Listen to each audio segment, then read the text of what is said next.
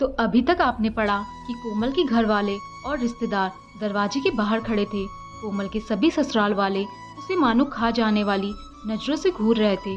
उसकी कुछ समझ आता तभी उसके पापा वहां आ गए। अपने पापा को अपने ससुराल में अगले ही दिन देख कोमल जरा चौंक गई, मगर सब भूल उनकी ओर भागी और उनके अचानक आने का कारण पूछा। कोमल के पिता, बेटा अपना सामान बांधो, हमें अभी चलना है। कोमल, चलना है? मगर हुआ क्या है? उसका किसी अनहोनी की वजह से दिल बैठ रहा था। अजीब अजीब ख्याल आने लगे। उसने फिर से पूछा, पापा हुआ क्या है? कुछ बताइए तो सही।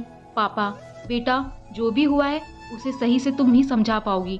अभी पहले अपना सामान बांधो। कोमल सामान बांधने के लिए बढ़ गई, मगर अब भी वो एक बार विजय से मिलना चाहती थी।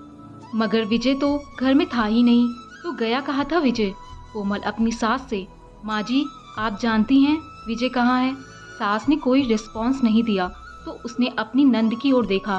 वो भी उसे गुस्से से देखकर अंदर कमरे में बढ़ गई।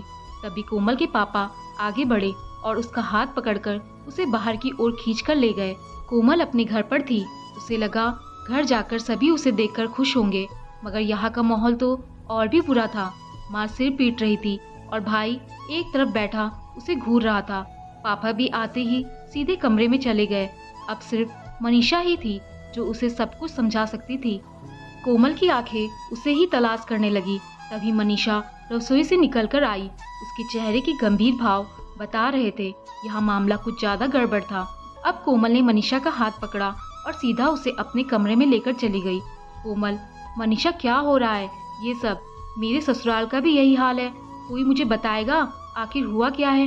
मनीषा दी, सुबह जीजू का फोन आया तो उन्होंने बोला कि ताऊ जी आपको वहाँ से लेकर चले जाए। ताऊ जी ने कारण पूछा तो उन्होंने आपको एक ही झटके में बदचलन कह डाला।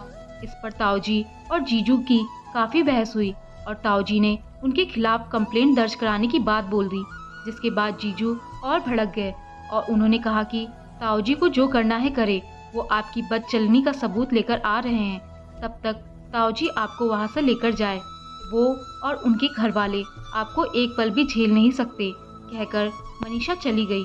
कोमल के पैरों के नीचे से मानो जमीन खिसक गई थी। वो सोचने लगी कि कैसे एक ही दिन में सब बदल गया। कल ही तो उसकी शादी हुई थी, कितनी खुश थी वो।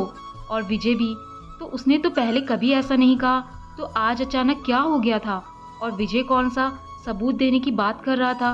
क्या कोमल सचमुच अपनी वर्जिनिटी शादी से पहले ही खो चुकी थी, या ये विजय और उसके घर वालों की कोई चाल थी कोमल से पीछा छुड़ाने की ओर? अब विजय कौन सा सबूत लाने गया था? शेष अगले भाग में। दोस्तों, कहानी पसंद आई हो तो लाइक, शेयर और कमेंट जरूर करें और चैनल पर नए आए हैं तो चैनल को सब्सक्राइब करना ना भूलें। धन्यवाद।